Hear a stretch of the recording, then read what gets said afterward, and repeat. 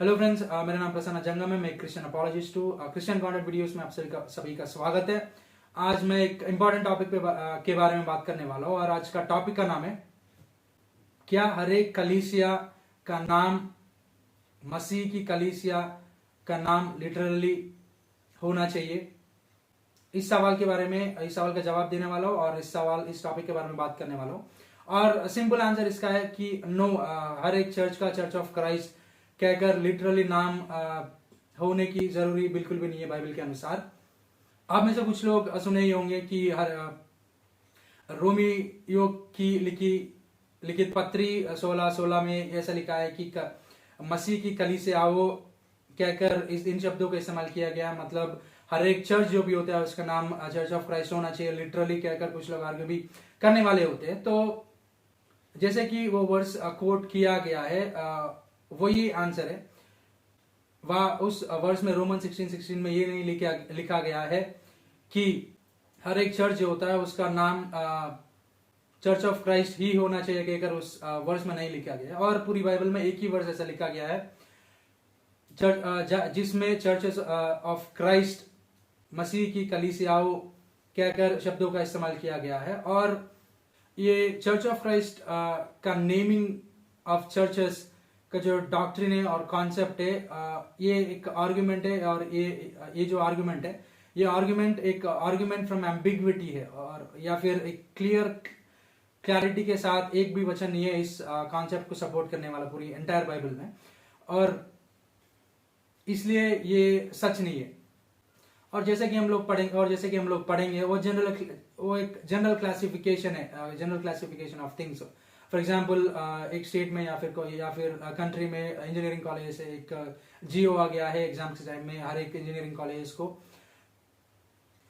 अपनी स्टूडेंट्स को hall tickets देने चाहिए कि अगर एक गवर्नमेंट ऑर्डर आ गया है उसका मतलब और इंजीनियरिंग कॉलेजेस वहाँ पे क्लासिफिकेशन है। जितने भी इंजीनियरिंग कॉलेजेस है स्टेट में, मान लीजिए 10,000 कॉलेजेस है, या फिर देश में फॉर एग्जाम्पल 10,000 कॉलेजेस है इंजीनियरिंग कॉलेजेस, और सारे कॉलेज जो होते हैं उन सब के बारे में जनरली कैटेगराइज कहकर उन सब के बारे में बोला गया है वहां पर। उसका मतलब ये नहीं है कि हर एक कॉलेज जो भी है उस इंजीनियरिंग कॉलेज जो होता है, इंजीनियरिंग कॉलेज का नाम engineering college Hyderabad, engineering college Secunderabad, engineering college Bengaluru, engineering college Delhi कहकर लिटरली उनकी नामकरण होना चाहिए कहकर उसका और नाम रहना चाहिए कहकर उसका मतलब नहीं है। और जनरली चर्चेस ऑफ क्राइस्ट का जो यूजेज है इस वर्ड्स का, उसके बारे में अगर हम लोग डिडक्ट कर सकते हैं, उसको ब्रेक डाउन करेंगे तो 2 पॉइंट्स में हम लोग पहुंच सकते हैं जनरली।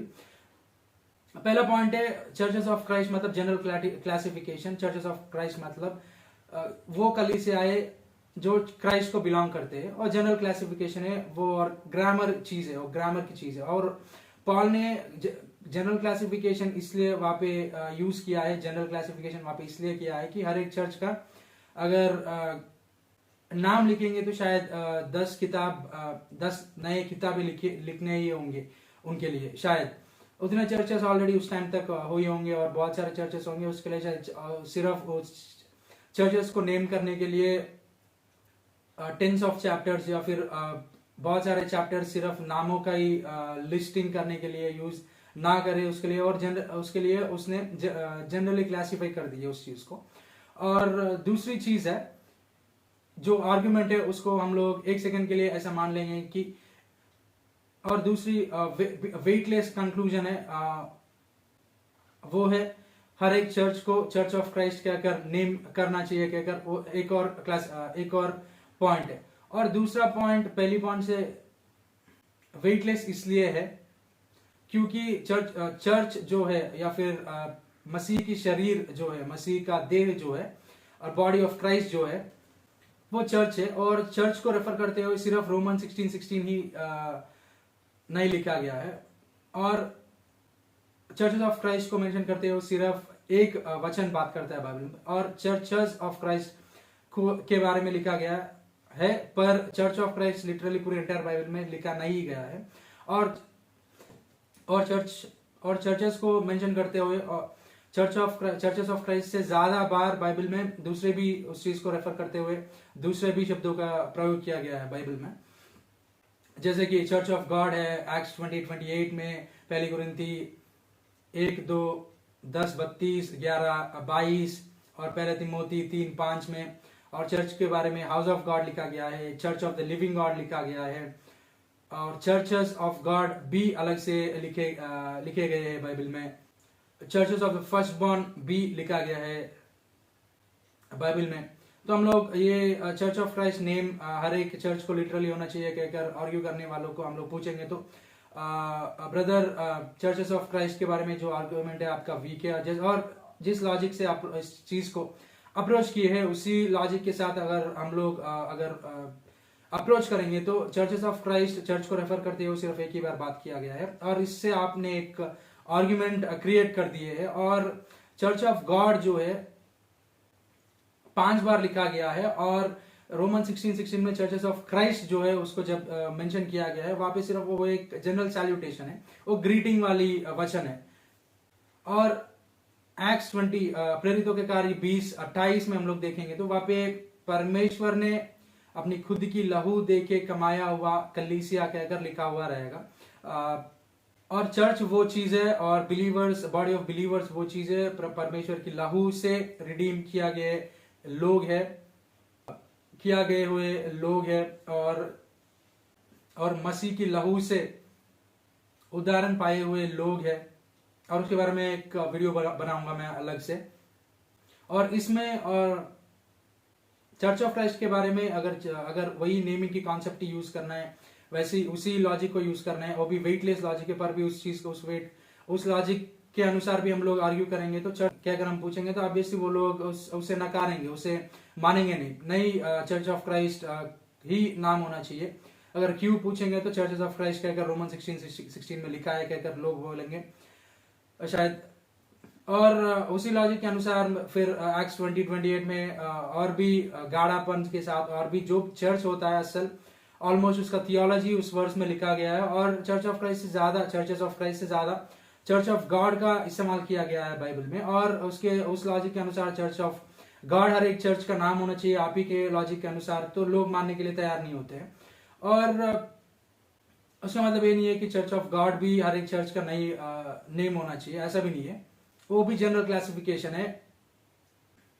क्योंकि अगर वो कहकर कोई और भी वैसी लॉजिक यूज करेगा तो जो रीजनिंग मैंने अब तक किया वो उसी रीजनिंग को अलग अलग सी टर्म्स की जो इस्तेमाल हुआ है उसी को यूज करके हम दूसरी चीज को कंपलसरी वो नाम रहना चाहिए कहकर का लॉजिक जो बन सकता है या फिर बना हुआ है अब तक वो उसको कैंसिल आउट कर सकते। और बिना वेट का ये जो लॉजिकल आर्ग्यूमेंट है वेटलेस शैलो अंडरस्टैंडिंग के साथ, जो चीज गहरा नहीं होता है, जो चीज गाढ़ा नहीं होता है, जो चीज बारीक नहीं होता है, वैसी अंडरस्टैंडिंग जो लोगों के पास होते हैं वो लोग जब जेलस होते हैं और लाइफ में डिसअपॉइंटेड रहते हैं, ऐसे लोग अक्सर ऐसी कंक्लूजन्स तक पहुंच सकते हैं, ऐसा पॉसिबिलिटी है। क्योंकि मान लीजिए बाहर हर एक व्यक्ति को एक बड़ा रैंक में बड़ा डेजिग्नेशन में लाइफ में सेटल होना चाहता है, उस चीज का उस डेजिग्नेशन का फील और उस डेजिग्नेशन का सत्ता को और लीडरशिप की जो बेनिफिट्स होते हैं उसकी रिस्पेक्ट जो होती है हर एक महसूस करना चाहता है।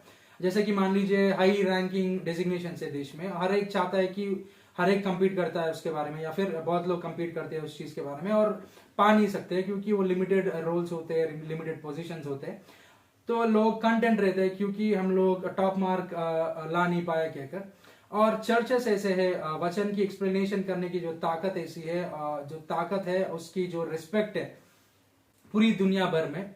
और प्रीचिंग जो चीज है हर एक की डिजायर्ड प्रोफेशन में एक होता है, हर एक चाहता है, डर लगता है बहुत लोगों को, पर अगर वो उस डर से आगे निकल सकते हैं तो ऑब्वियसली हर कोई चाहता है कि सिर्फ वर्ड प्रीचर ही नहीं, और वर्ड प्रीचर का प्रोफेशन जो है हार्डेस्ट प्रोफेशन है पूरी दुनिया में। और कोई भी प्रीचिंग की या फिर टीचिंग की अपनी कंटेंट को दुनिया तक लाके उसमें अप्रिसिएशंस पाना, उससे शायद ऐसी फीलिंग्स बहुत कम ही प्रोफेशंस में मिलता है और उसकी रिस्पेक्ट बहुत अलग सा होता है, तो हर कोई चाहता है। और ऐसे और चर्चेस को स्टार्ट करने के लिए हर किसी के पास रिस्ट्रिक्शंस नहीं है, गवर्नमेंट से भी रिस्ट्रिक्शंस नहीं है, जब तक आप लॉफुल है आप चर्चेस को स्टार्ट कर सकते हैं। और आप प्रीच कर सकते हैं। और शायद ऐसे ही लोग होंगे तो हर एक डिजायर से बड़ी हैवी लेवल की प्रीचर बनने की, और उसके हैवी लेवल प्रीचर ऐसे यूं ही नहीं बन जाते, उसके दसों हजारों घंटों की प्रिपरेशन करनी पड़ती है, मेहनत करनी पड़ती है। और मेहनत से डरते हैं कुछ लोग, मेहनत नहीं करना चाहते, मतलब हार्ड वर्क से दूर रहना चाहते हैं, पर जो हाईएस्ट डेजिग्नेशंस में रहना चाहता है और एक्सप्लेनेशन करने वाला जैसे एक इमेज को कमा के मतलब लाइफ में फीलिंग पाना चाहते हैं, तो ऑब्वियसली और वैसे लोग खुद की जितनी गहराई है वचन समझाने की, वचन की समझ में, खुद ही जानते हैं। तो लोग ऑब्वियसली शैलो रहेंगे तो डिसअपॉइंट होंगे, और डिसअपॉइंट होंगे तो अपनी जो स्पेशल अपनी खुद की एक डिनोमिनेशनल आइडेंटिटी, स्पेशल पेक्यूलियर खुद का एक रिकग्निशन जो चाहते हैं, और जो लोग डिसअपॉइंटेड होते हैं क्योंकि हेवीनेस तक नहीं पहुंच सकते, तो वैसे लोग ऐसे कंक्लूजन्स तक आ सकते हैं ऑब्वियसली, तो ऐसी डॉक्ट्रिन्स को लेकर आएंगे दुनिया में। तो और मैं चर्च ऑफ क्राइस्ट जो है वो डिनोमिनेशंस उनके बारे में नहीं बात कर रहा हूँ, पर ऑब्वियसली चर्च ऑफ क्राइस्ट का जो ये आर्ग्यूमेंट है एकदम वीक आर्ग्यूमेंट है, शैलो आर्ग्यूमेंट है। It is not backed by theological argumentation, solid theological backing, solid theological understanding. एक ambiguity, एक आर्ग्यूमेंट है जो एम्बिग्विटी में रूटेड है। एक चर्च ऑफ क्राइस्ट हर एक चर्च को नेम किया जाना है कहकर, या फिर हर एक चर्च का नाम मसीह की कलीसिया कहकर लिटरली होना चाहिए। For example church of Christ Hyderabad मसीह की कलीसिया, हैदराबाद मसीह की कलीसिया, सिकंदराबाद मसीह की कलीसिया, बेंगलुरु कहकर, ऐसे हर एक चीज की, हर एक चर्च का नाम लिटरली चर्च ऑफ क्राइस्ट होना कहकर का जो आर्ग्यूमेंट है वो वीक है, उसकी वो रॉन्ग है, wrong understanding of the Bible है। अगर वैसा ही मानते तो बहुत सारे अलग टर्म्स भी है, वो लिटरल चर्च का नाम होने का और भी ज्यादा मजबूत बैकिंग है, उस कॉन्सेप्ट्स का बैकिंग हो सकता है। तो ये सवाल क्या हर एक कलीसिया का नाम मसीह की कलीसिया होना चाहिए कहकर के सवाल का जवाब है नहीं, बिल्कुल भी नहीं। हर एक चर्च का नाम चर्च ऑफ क्राइस्ट लिटरली नहीं होना चाहिए, बाइबल ऐसा नहीं कहता है। और जो भी ऐसा सोचता है वो बाइबल का अंडरस्टैंडिंग नहीं जानते, या फिर बाइबल का अंडरस्टैंडिंग करेक्ट उनके पास नहीं है। जो भी चर्च है अपनी खुद की बिब्लिकल और डिसेंट नाम जो भी होता है वो अपनी चर्च को नेम कर सकते हैं और अपनी चर्च को स्टार्ट कर सकते हैं। और इस चीज के बारे में इतना ही दोस्तों। मैं आशा करता हूँ कि आपकी स्पिरिचुअल लाइफ के लिए ये वीडियो और ये टीचिंग ये प्रीचिंग बहुत एनकरेजिंग है, और इस सवाल का जवाब मैं आशा करता हूँ कि आपको मिल गया है। अगर यहाँ पे नए हो आप और मेरे चैनल का अब तक सब्सक्राइबर नहीं हो तो कृपया सब्सक्राइबर बनिएगा और बेल आइकन पे क्लिक करिए, ताकि जब भी मैं कुछ नया पोस्ट करता हूँ नोटिफिकेशंस आप तक पहुंच जाएंगे। मेरे वीडियोस को कृपया लाइक और शेयर करिएगा, ताकि आपके सर्कल्स में जो भी है आपके द्वारा हेवी अंडरस्टैंडिंग और रिच अंडरस्टैंडिंग वाली वचन के साथ वो भी ब्लेस होंगे। आपने इस वीडियो को देखा है उसके लिए बहुत धन्यवाद। Thank you for watching this video. परमेश्वर हम सभी को आशीष दे।